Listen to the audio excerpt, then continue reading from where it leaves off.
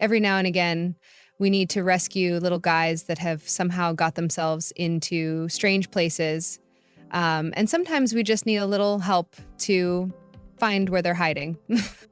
This is the first time that we needed a keyhole camera or an endoscope to find and rescue a little snake that had snuck away in a hole. We got a call from a house just north of Johannesburg to help try and find a snake that was recently seen going into this little cavity.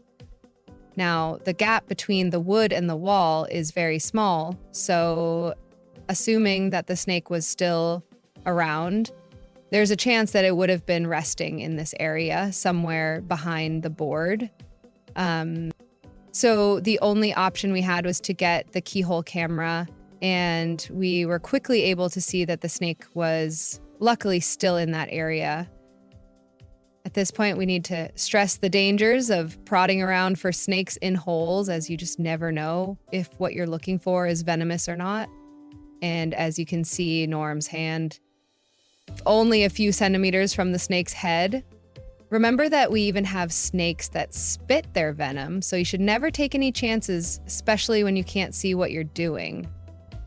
Well, we first looked from the side, then we had a quick look from the top, and with these pictures, we were able to identify that this was indeed a little harmless brown house snake. And being a harmless species, it gave us a few more options as to how we were going to get the snake out from this cavity. Obviously, if it was a venomous species, it would have been a lot more tricky. So now we knew where the snake was, but we had to come up with a plan. And the plan was, if we are somehow able to gently nudge the snake from above, there's a small chance that the snake may just come out of the same hole that it originally went in. To our amazement, the plan actually started working. So slowly, the snake first poked its head out of the little cavity and then came out just enough where Norm could remove it.